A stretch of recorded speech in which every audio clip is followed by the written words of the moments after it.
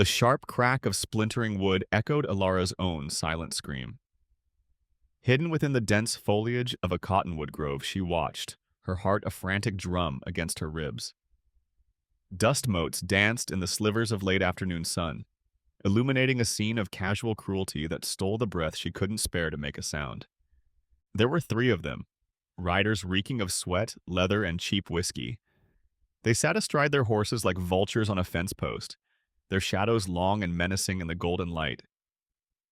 The man they were tormenting was new to the valley. His name was Liam, a name she'd only seen written on a piece of paper he'd used to introduce himself. His handwriting a gentle, looping script that seemed entirely out of place in this harsh land. He stood beside a half-finished fence, his face pale but his jaw set. He was not a big man, more scholar than frontiersman, with kind eyes that were currently wide with a mixture of fear and defiance. The leader of the riders, a hulking brute with a sadistic sneer and a distinctive jagged scar that cut through his left eyebrow, dismounted. This was Jedediah Kane, the chief enforcer for Bartholomew Thorne, the cattle baron whose greed was a cancer on the valley. "I believe Mr. Thorne made you a fair offer for this parcel of dirt, mister." Kane's voice was a low growl, like stones grinding together. "He don't like being told no." "This is my land." Liam's voice was steady, though Alara could see the tremor in his hands. "I filed the claim legally. It's not for sale." Kane chuckled, a humorless sound. He took a step forward and, with a flick of his wrist, sent a newly placed fence post flying with a kick from his heavy boot. "See, that's where you're wrong. Everything in this valley is for sale. It's just a matter of price. Sometimes the price is coin. Sometimes it's pain." He backhanded Liam across the face. The sound was a sharp, sickening slap that made Alara flinch so hard a twig snapped under her boot. The rider's head swiveled in her direction. Kane's eyes, cold and reptilian, narrowed as they scanned the trees where she was concealed. She froze, her body turning to stone. For a terrifying moment, she thought she was discovered. But the rustle of a rabbit in the underbrush drew their attention, and the moment passed. When she looked back, Liam was on the ground, a trickle of blood at the corner of his mouth. Kane stood over him, a predator savoring its power. "Think on it," Kane spat, before turning to mount his horse. "Next time, I won't be so neighborly." As the dust devils galloped away, leaving a trail of dust and fear in their wake, Alara remained hidden, her world a maelstrom of silent fury. She watched Liam slowly push himself up, his face a mask of pain and humiliation. And in that moment, something deep within her, a part of her she thought had died 15 years ago in a blaze of fire and screaming, stirred. A tiny, involuntary sound, a choked gasp of rage and empathy escaped her lips. It was no louder than the whisper of the wind through the cottonwood leaves, but to Alara it was a thunderclap, the first sound she had made in a lifetime of silence, and it terrified her. That silence had been her shield, her sanctuary, her prison. It had descended upon her at the age of 7, a thick, impenetrable fog that had rolled in on the night her world ended. Before that night, there had been sound. There had been the creak of the wagon wheels, the gentle murmur of her parents' voices, and the sweet, clear sound of her mother's singing. Her mother had a voice like a meadowlark, and she filled their small world with song. But the songs had stopped. The memories came in fractured shards, sharp and painful. The smell of smoke, the orange glow of the fire against the night sky, the terrible guttural yells of men on horseback, and a face, a shadowy, leering face with a scar that sliced through an eyebrow. She remembered being hidden in a small chest at the back of the wagon, her mother's last desperate act to save her. She had peered through a crack in the wood, a silent, terrified witness to the slaughter. When the morning came and she finally crept out of her hiding place, she was alone in a world of charred wood and deafening silence. The silence had been so absolute, so profound, that it had seeped into her, filling the spaces where words and songs used to be.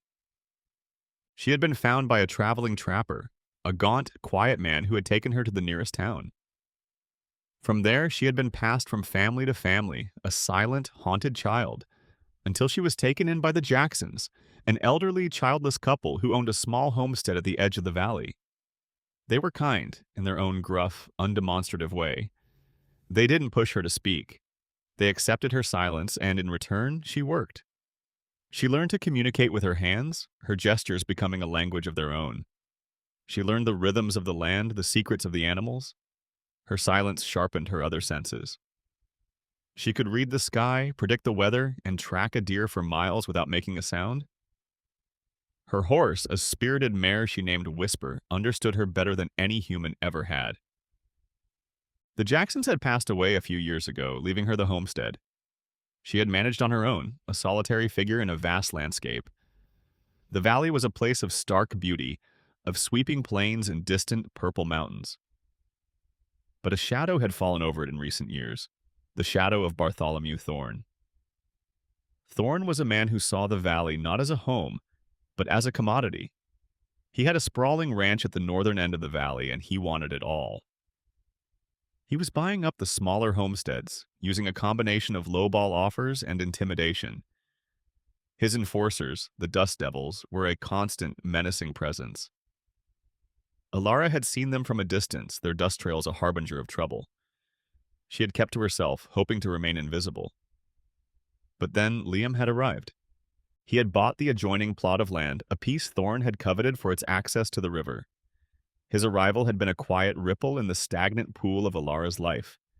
He had come to her cabin the first day, a basket of seeds in his hand, and a hopeful smile on his face. He had spoken to her, his voice gentle and respectful, and she had simply stared back, her silence a wall he could not penetrate. But he had not been deterred. He had left the basket on her porch and had returned the next day with a slate and a piece of chalk. "My name is Liam," he had written. "I'm your new neighbor. I hope we can be friends." And so their strange, silent friendship had begun. He would leave her notes, telling her about his day, about the plants he was identifying, about his dreams of building a small schoolhouse for the children of the valley. She would respond with small gifts, a bundle of rare herbs she had found, a perfectly formed bird's nest, a handful of wild berries. She found herself watching him as he worked, his gentle, methodical movements, a soothing balm to her troubled soul. He was everything the men from her past were not. He was kind, he was patient, he was peaceful. And now he was in danger. The encounter with Cain had shattered the fragile peace of the valley. It was a declaration of war. And Alara, the silent girl who had spent a lifetime hiding from the world, knew that she could not remain hidden any longer. The gasp she had made in the woods was more than just a sound. It was the cracking of a dam, and she could feel the floodwaters of the past, of her rage and her fear, beginning to rise. The days that followed were thick with a tension that was as palpable as the summer heat. Thorne's campaign of terror began in earnest. A homesteader's well was poisoned, killing his livestock. Another's barn was burned to the ground in the middle of the night. The Dust Devils would ride through the valley, their presence a constant reminder of Thorne's power. They would stop at homesteads, their faces mocking and insolent, their veiled threats leaving a residue of fear that lingered long after they were gone. The community, a loose collection of fiercely independent and deeply suspicious families, began to fracture. Fear was a corrosive acid, eating away at the bonds of neighborliness. They looked for someone to blame, and their eyes fell on the newcomer, Liam. He was the one who had defied Thorne. He was the one who had brought this trouble upon them. But Liam refused to be cowed. He rode from homestead to homestead, his face bruised, but his spirit unbroken, trying to convince them that their only hope was to stand together. He was met with closed doors and cold shoulders. "This ain't your fight, teacher," one homesteader told him, his eyes downcast. "You should have just sold the land." He found his only true ally in the silent woman next door. Alara, with her intimate knowledge of the valley, became his secret weapon. She would slip out of her cabin before dawn, her movements as silent and graceful as a shadow. She would track the Dust Devils, her keen eyes missing nothing. She would find their hidden camps, overhear their plans, and then, using a complex system of signals they had devised, a pile of stones arranged in a certain way, a broken branch pointing in a specific direction, she would warn Liam. Their alliance was a strange and beautiful thing, a partnership forged in silence and shared purpose. He began to learn her sign language, his clumsy attempts at first bringing a rare, fleeting smile to her lips. She, in turn, began to emerge from her shell. She would leave him detailed maps drawn in the dirt, showing him the safest paths through the hills, the hidden springs, the places where the dust devils were likely to lay an ambush. Jedediah Kane, however, was no fool. He was a cunning, sadistic predator, and he soon realized that the homesteaders were being warned. He became obsessed with finding the source of the leak. His gaze fell on Alara. He remembered the rustle in the woods the day he had confronted Liam. He had seen her at the trading post, the mute girl, with her haunted eyes and her unnerving stillness. He began to spread rumors about her, calling her a witch, a half-wit who was in league with the devil. He set traps for her, leaving false trails, hoping to catch her. It became a deadly game of cat and mouse.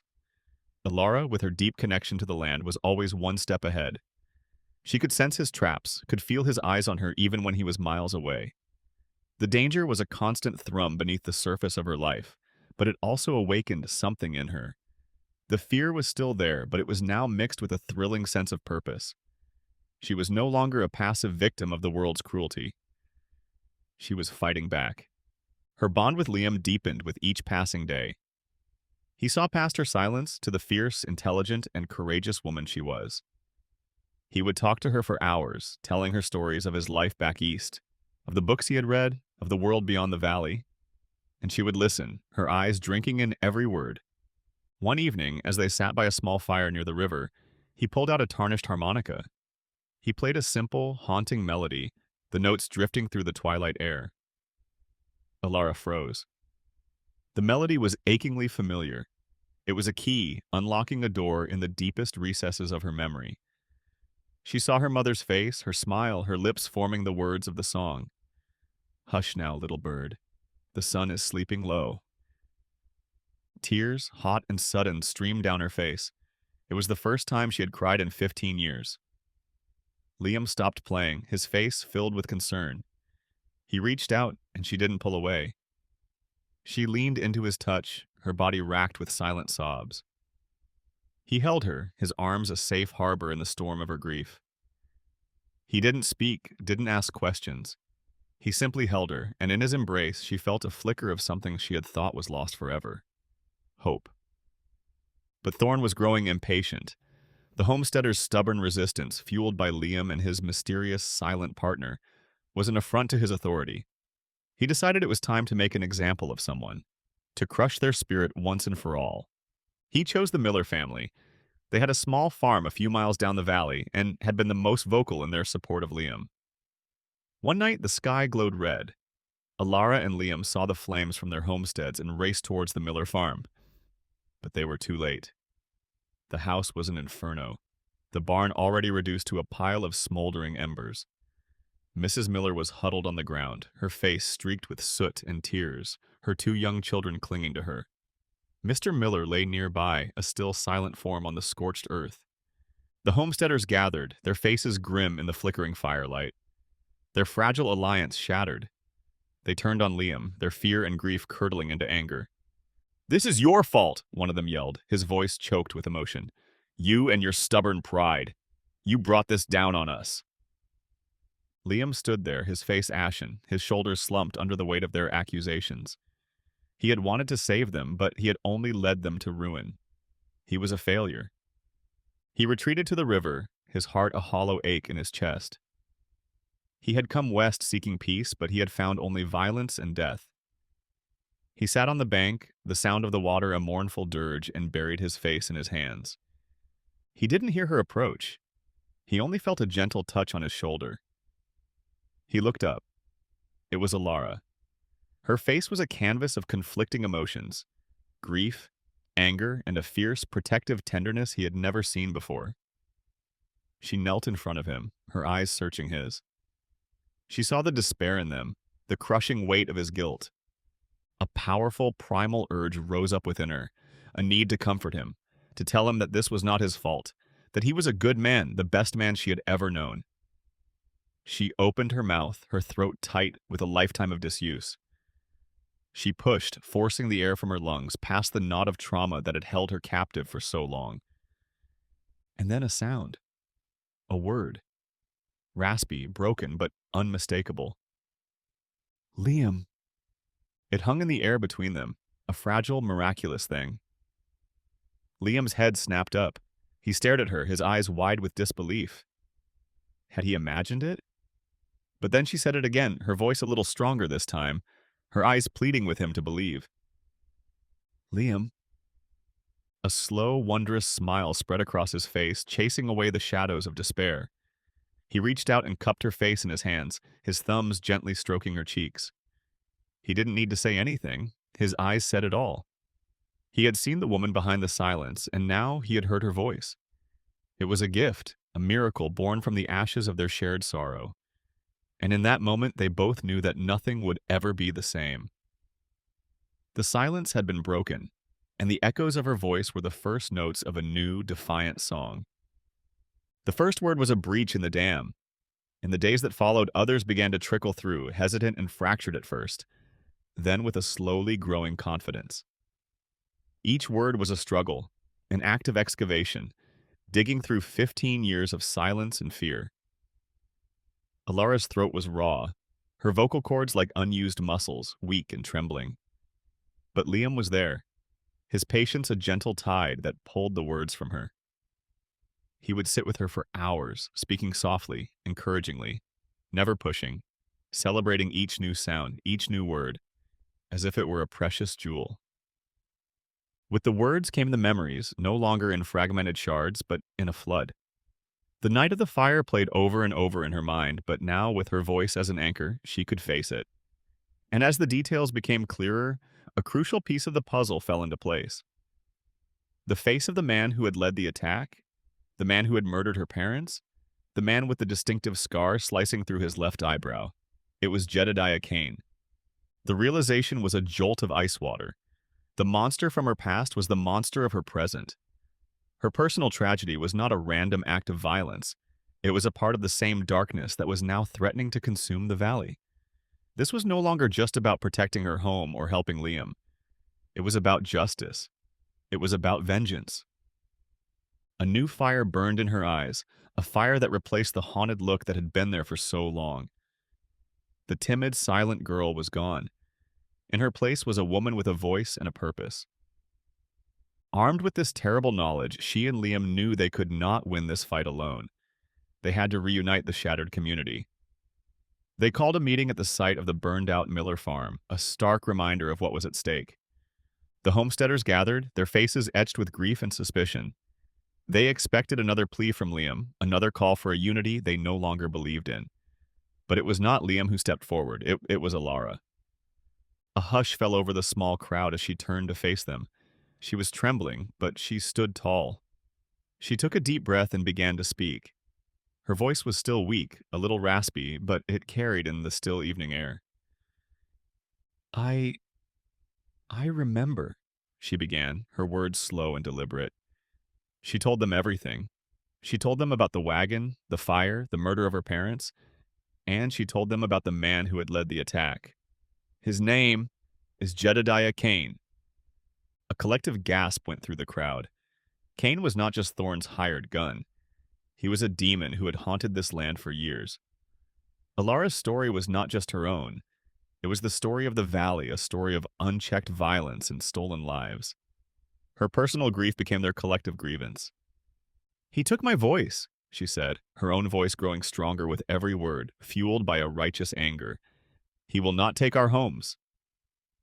Her courage was contagious. It shamed them out of their fear and apathy. Even Sheriff Brody, who had arrived to keep the peace, was moved. He had been a weak man, a man who had chosen the path of least resistance, but seeing Alara, seeing the fire in her eyes and hearing the power in her voice, he found a sliver of the man he once was. He looked at the faces of his neighbors, at Alara, at Liam, and he made a choice. He would no longer be Thorne's puppet. She's right, he said, his voice ringing with a newfound authority. This is our valley, and it's time we took it back. He turned to Liam and a few of the other able-bodied men. I'm deputizing all of you. We're going to end this. A plan was hatched, a desperate, audacious plan born from Alara's knowledge and Liam's strategic mind. They knew Thorne's weakness was his greed. They also knew from Alara's tracking that he had been secretly rebranding stray cattle, building his herd with stolen livestock. They would use his own corruption against him. They would stage a fake cattle drive, gathering the homesteaders' meager herds into one, making it look like a large and tempting prize being moved through a narrow pass at the southern end of the valley, a place the locals called Crimson Peak. It was a natural bottleneck, a perfect place for an ambush. It was a gamble. They were farmers, not fighters, and they would be facing a gang of seasoned killers. But it was their only chance. The night before the final confrontation, Liam found Alara standing on the porch of her cabin, staring up at the star-strewn sky. He stood beside her, their shoulders brushing. "Are you afraid?" he asked softly. She turned to him, her eyes clear and steady. "I was born in fear," she said, her voice a soft murmur. "I lived in it. It was my home. You taught me how to build a new one." She reached out and took his hand. "Tomorrow, we fight for it." The dawn broke, painting the sky in shades of rose and gold. The air was crisp and still, the calm before the storm. The trap was set. The small herd was driven into the pass, the dust rising in a telltale plume. Liam, the sheriff, and a dozen deputized homesteaders were hidden among the rocks of Crimson Peak, their rifles ready. Alara had chosen a different vantage point, a high ridge overlooking the entire scene. She was not a gunslinger, but she had a role to play. It wasn't long before they came. Thorn himself was with them, his portly figure a stark contrast to the lean, predatory forms of the Dust Devils. Kane rode at his side, his scarred face alight with avarice. They rode into the pass, their eyes fixed on the cattle, completely unaware of the guns trained on them from the rocks above. "Fire!" Sheriff Brody's voice boomed, and the pass erupted in a cacophony of gunfire. The ambush was a success, but the Dust Devils were not easily defeated. They were professionals, and they quickly recovered from the initial shock, taking cover and returning fire. The gunfight at Crimson Peak became a brutal, chaotic dance of death. Men yelled, horses screamed, and the air filled with the acrid smell of gunpowder. Liam, the gentle teacher, fought with a ferocity he never knew he possessed. He was not fighting for land or for pride. He was fighting for a future, for a world where a woman with a voice like a long-lost song could sing freely. In the chaos of the battle, he found himself cornered, pinned down behind a rock by Kane himself. The sadistic gunman was enjoying this, toying with him, his bullets chipping away at Liam's cover. "Nowhere to run, teacher," Kane yelled, his voice filled with a vicious glee. He stood up, taking aim for the final, fatal shot. And then a sound cut through the din of the gunfight. It was a voice. Clear, strong, and achingly beautiful. It was Alara. She stood on the high ridge, a silhouette against the morning sky, and she was singing. It was the song her mother had sung to her all those years ago, the lullaby that Liam's harmonica had reawakened. "Hush now, little bird, the sun is sleeping low." The song was a weapon, a shield, a prayer. It echoed through the canyon, a sound so pure and unexpected that it momentarily stunned everyone into silence. For a split second, every gun stopped firing. Kane, his finger on the trigger, hesitated, his head turning towards the source of the sound. It was all the time Liam needed. He burst from behind his cover, tackling Kane with all his might. The two men went down in a tangle of limbs, Kane's gun flying from his hand. The spell was broken, and the gunfight resumed, but the tide had turned. Seeing their leader down, the rest of the Dust Devils lost their nerve. Thorn, ever the coward, tried to make a run for it, but was swiftly captured by Sheriff Brody. The fight was over. In the aftermath, as the dust settled and the silence returned, a different kind of silence this time. One of peace, Liam looked up at the ridge. Alara was still there, her song finished. He climbed up to her, his heart full. He didn't say a word. He simply took her in his arms, and she leaned against him, her body no longer trembling with fear, but with the quiet, powerful hum of a song finally set free. The seasons turned. The valley healed. With Thorn's empire dismantled, his land was divided and sold back to the homesteaders at a fair price. The community, forged in the fire of their shared struggle, was stronger than ever. They built a new barn for the Millers, and Liam, true to his word, built a small schoolhouse. The sound of children's laughter now a regular part of the valley's soundscape. One evening, as the sun set, casting a warm, honeyed glow over the plains, Liam sat on the porch of their cabin, the cabin that had once belonged to Alara's family. Alara sat beside him, a guitar resting in her lap, a gift from him. Her fingers, once used only for the silent language of signs, now danced across the strings. She began to play a gentle, flowing melody of her own creation. And then she began to sing. Her voice, once a broken whisper, was now rich and full of life. It was a song of sorrow and of joy, of a silence that was and a voice that is. It was a song of a gentle settler who had made her sing again. And as her voice soared, carried on the prairie wind, it was clear that the valley had not just found peace. It had found its song.